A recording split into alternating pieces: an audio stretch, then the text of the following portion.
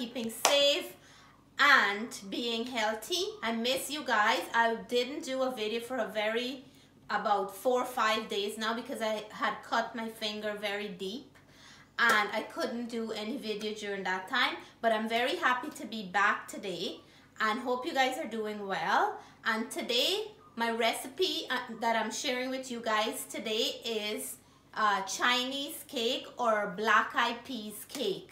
And this is a pastry that I know from back home. So if you come on down, we'll show you guys how we start putting the Chinese cake together.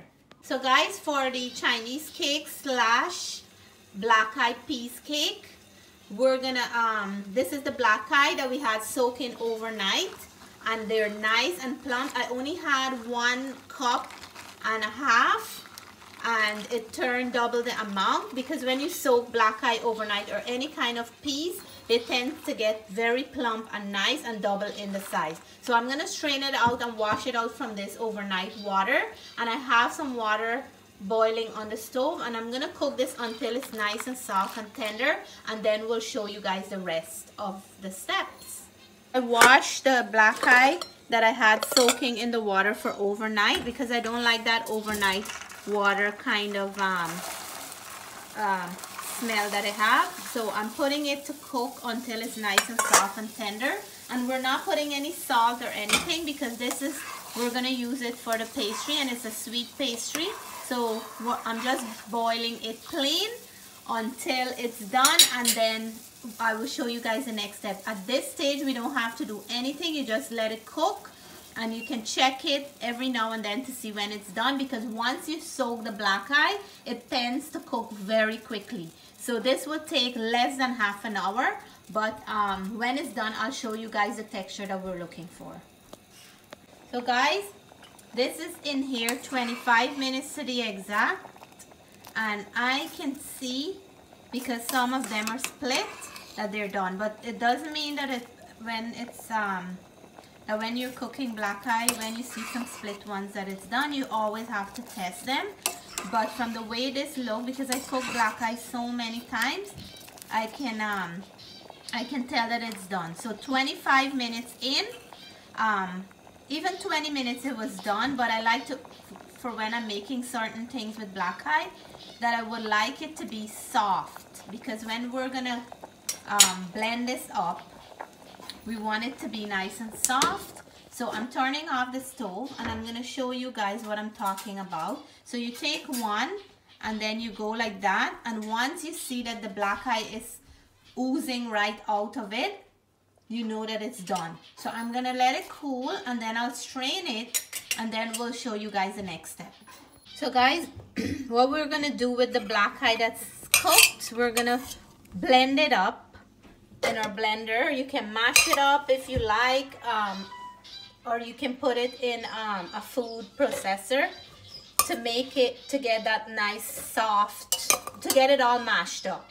So that's what I'm doing right now. So I'm putting it in my magic bullet, and I'm gonna do maybe half at a time, and then I'll do the other half because I want it to come to a paste consistency. So let me blend this up, and then I'll show you guys. We're not blending it with any liquid because you don't want liquid in there. We're just blending it as it is because we strain it out from the water. Guys, in this pan I have 4 teaspoons of butter warming up, and I have here the black eyed peas that I blended up in my blender. You can mash them, crush them, however you want to do that, but make sure that you get them into as soft and as puree as you can. It's gonna look a little bit dry if you strain out all the water from the black eye, but once you add it into this butter, everything is gonna start coming together like one clumpy looking puree. But I'm just gonna mix the butter up properly to give it that moisture that we're looking for into the black eyed peas. And for this part, it's very, very simple. I have my stove on low, and all you have to add into here is your sugar, and you need your spice. And what I'm gonna add, I'm just adding one spice, and that is my cinnamon, ground cinnamon.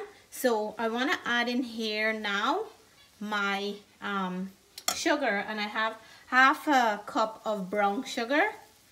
So I'm gonna add that and make sure that it's mixed in well with this with the black eye.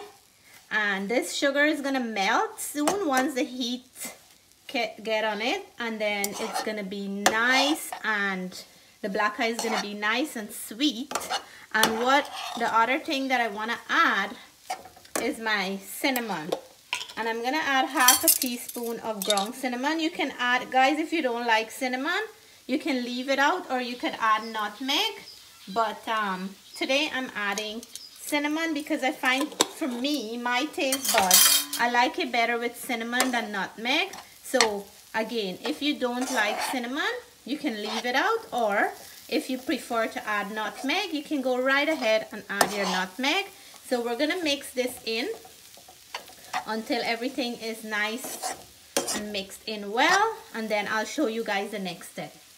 So guys, this is what you're looking for. You want it to be like clumpy and nice. The butter, the sugar, and the cinnamon is mixing, and if you notice, the color become a little bit darker, and that's from the sugar and from the cinnamon powder. But what I like, and for those of you who already know what Chinese cake look like, or black eye cake, you will know that the filling is a little bit darker. So what I usually do for my filling, I like to take I have Carmel browning, and this is Chief brand, and I use this in a lot of my baking and cooking, and for this, a little goes a long way. So I'm gonna add a quarter, and quarters are just a little bit, a quarter of a teaspoon of this Carmel gravy browning, and that's how little you need. And I'm just gonna splash it all around, and then I'm gonna mix it in, because if you put too much, it's gonna become bitter,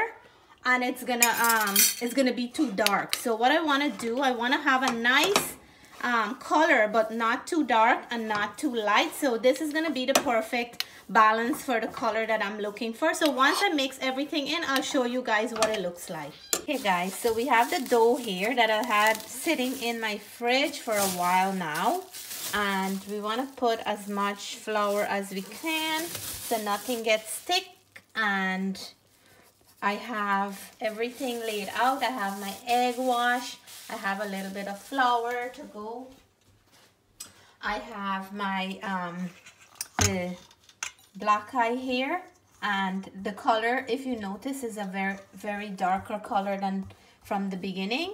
I have if you want yours darker, you can add more color to it, or if you don't like it dark, you don't have to add any. Dough in half because it's too big for me to work with, and I just want to have full control over the dough. I don't want the dough to have control over me.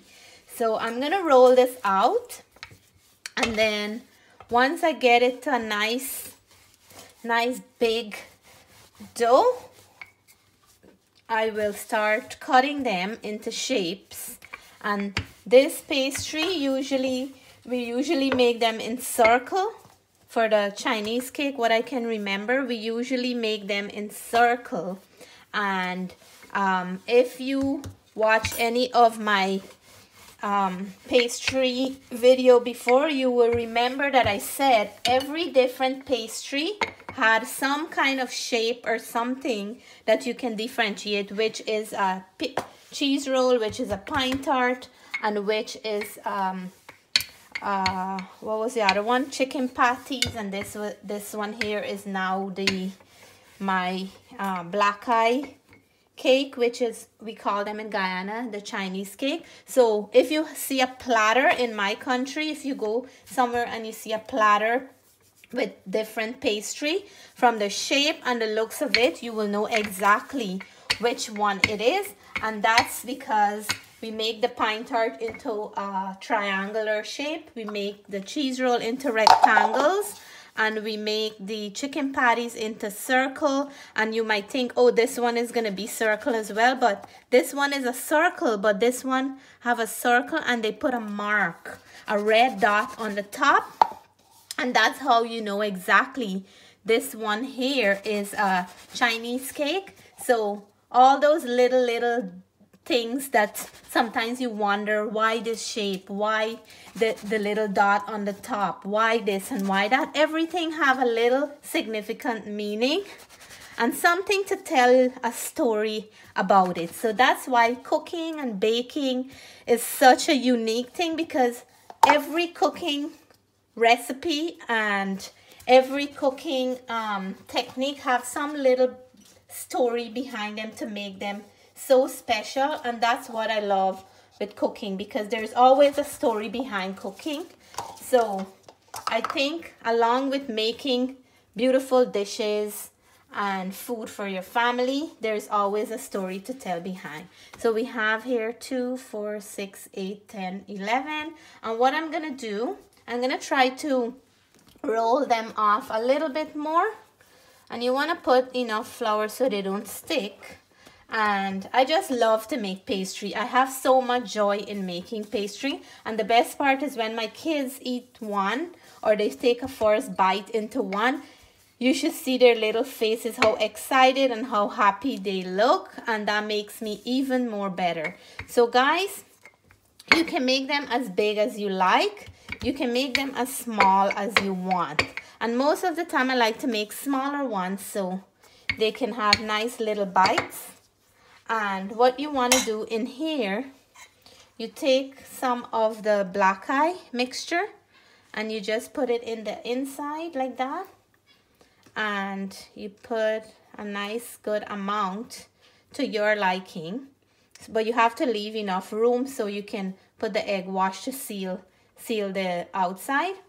And if, like I said, I add 1/4 teaspoon of the gravy browning for this color. But guys, if you want it a little bit more darker, you go right ahead and add a little bit more to make it darker for you. And if you don't like it this dark, then you don't add 1/4 teaspoon. You can add a little bit less, but it's all your preference and all your choice. So just make it as best as you like it.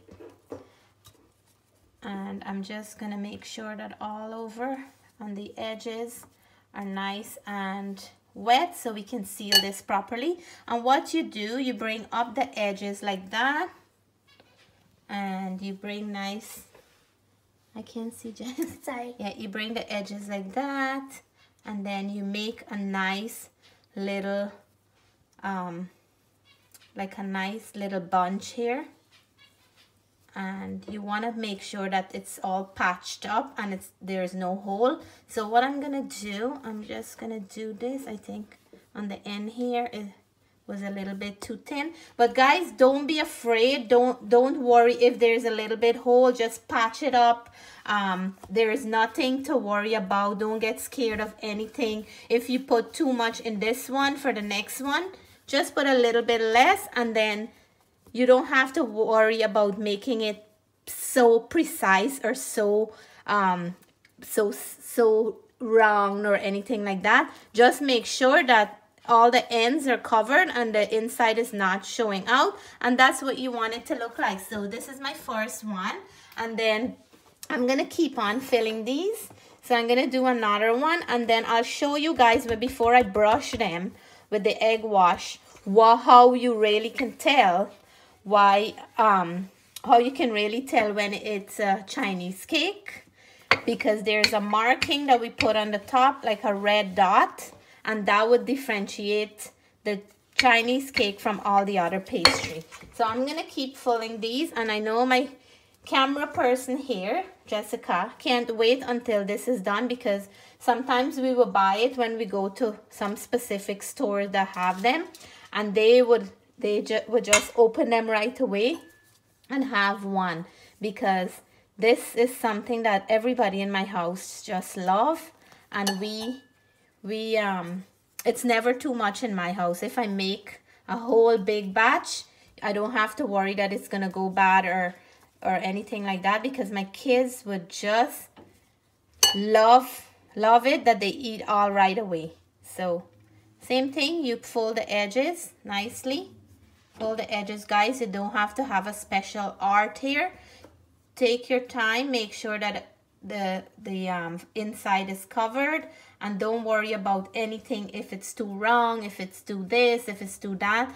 It's just as simple as that. So make your filling and make sure that the bottom is covered properly. And my dough is very, very soft, so it's very nice, and it's gonna be so amazing when this is done. And then I'll keep on filling the rest and come back and show you guys the next step. So guys, we're putting the egg wash. They're all filled nice and full. If you notice, it looks brown from the outside. That's because I really ram-packed the filling. And we got, Jessica, you can count and see how many we got. Yes. Out of this batch.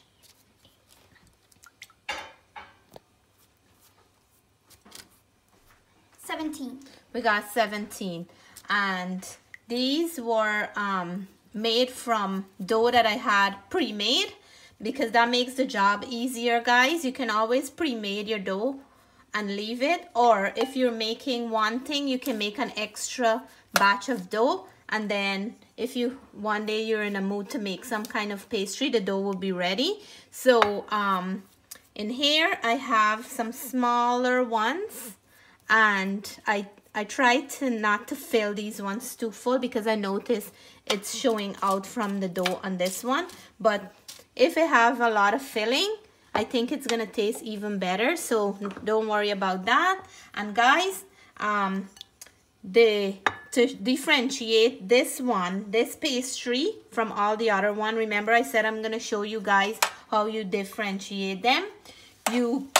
They put a little red marking, and this is red food coloring I have in here. And what they do, they usually take their finger and just make a dot like this, and then you will know exactly that this one is a Chinese cake. And I guess this is for the people who used to bake long ago in their baker shop, and if they have a baker in the back and someone who's selling in front, the person in the back will know exactly what they make, but the person in front won't be able to differentiate. And long ago, I can remember back home in my country where I'm from, they didn't had tags. Oh, they're running.